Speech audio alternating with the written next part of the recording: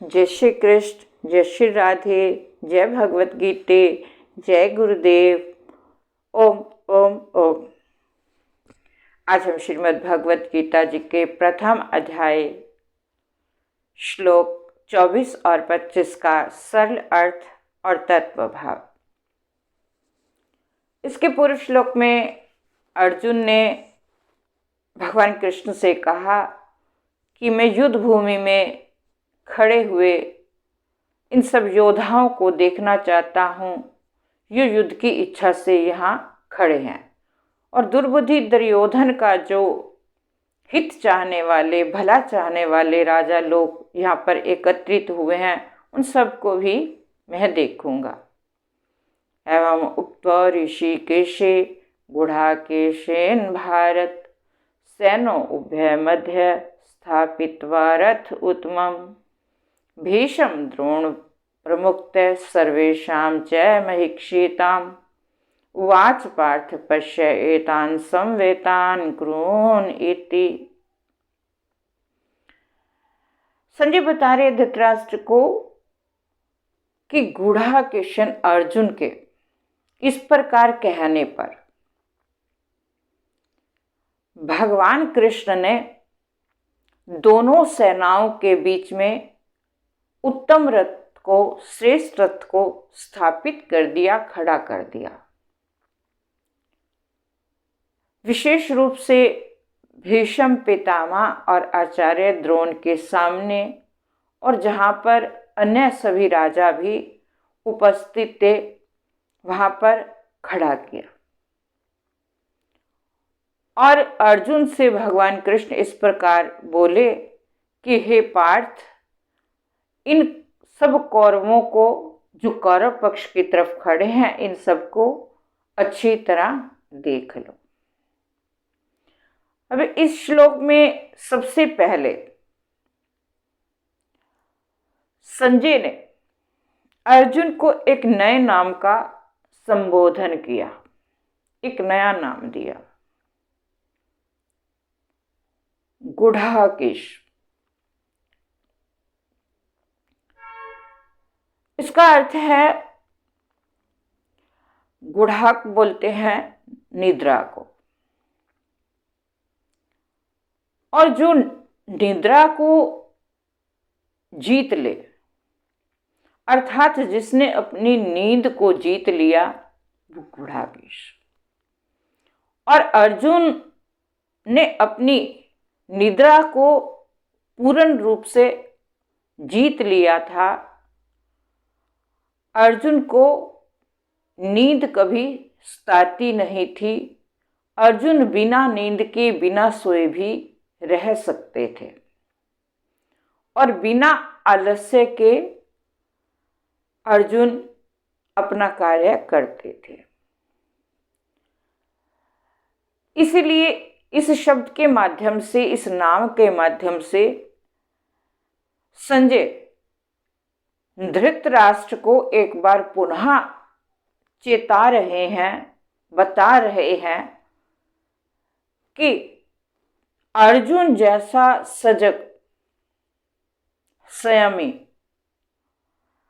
अपनी इंद्रियों को जो वश में रखने वाला, नींद को वश में रखने वाला अर्जुन जैसा श्रेष्ठ तपस्वी जो है, उसको जीतना युद्ध में आसान नहीं है, संभव नहीं है। तो इसीलिए गुडाकेश माध्यम से संजय ने अर्जुन को संबोधन किया। और उधर भगवान कृष्ण ने भी अर्जुन के कहने से, अर्जुन ने कहा कि हे भगवान, मेरे रथ को दोनों सेनाओं के बीच में स्थापित कर दें।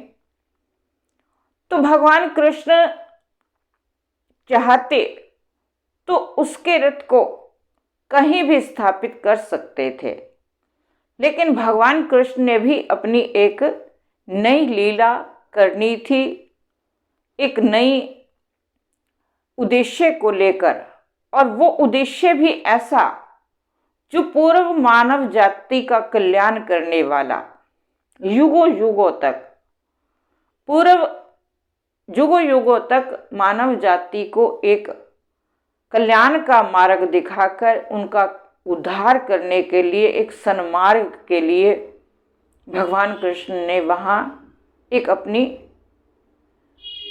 रहस्यमयी लीला का आरंभ किया। और भगवान कृष्ण ने जानबूझकर अर्जुन के रथ को आचार्य द्रोण और भीष्म पितामह के सामने लाकर खड़ा किया, क्योंकि भगवान कृष्ण अगर अर्जुन के रथ को दुर्योधन, दुशासन, शकुनी, कर्ण आदि दुराचारियों, अधर्मियों, पापियों के सामने उसके रथ को स्थापित करते, खड़ा करते, तो अर्जुन बिना किसी विलंब के अपना गांडीव धनुष उठाकर युद्ध आरंभ कर देते।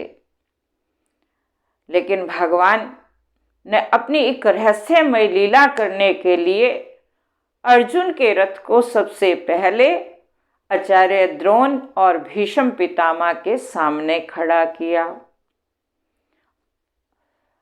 क्योंकि भगवान चाहते थे कि अर्जुन इनको देखकर एक बार पुनः इनकी भीष्म पितामह और आचार्य द्रोण की जो उनके ऊपर उपकार थे, जो कृतज्ञता का भाव था, वो जागृत। और अर्जुन ने जैसे ही भीष्म पितामह और आचार्य द्रोण को देखा तो उसके मन में उनके प्रति जो उनके कृतज्ञता का भाव था, क्योंकि भीष्म पितामह दुर्योधन और धृतराष्ट्र के ना चाहने पर भी अपना पूर्ण स्नेह, पूर्ण अपनापन पांडवों को देते थे, भरपूर प्रेम और भरपूर आत्मीयता पांडवों पर लुटाते थे। और आचार्य द्रोण ने भी अर्जुन को संसार का, संपूर्ण सृष्टि का श्रेष्ठ धनुर्धर बनाने के लिए क्या कुछ नहीं किया। और अर्जुन इस आभार को, इस कृतज्ञता को जानते थे, उसका, उन उपकारों को भूले नहीं थे। और अर्जुन को पुनः स्मृतियां लौट आई। अर्जुन ने उनकी उस कृतज्ञता के भाव को देखते हुए अपने उनके उपकारों को याद किया। लेकिन अर्जुन ने यहाँ पर एक पक्ष देखा, दूसरा पक्ष नहीं देखा कि जिस समय द्रौपदी का चीरहरण हो रहा था उस समय यही भीष्म पितामह और द्रोण मौन रहे और अधर्म का साथ दिया। लेकिन अर्जुन ने जैसे ही भीष्म पितामह और द्रोण को देखा तो उनके मन में एक बार फिर अपनेपन का, मोह का आवरण छा गया। जय श्री कृष्ण, जय श्री राधे, जय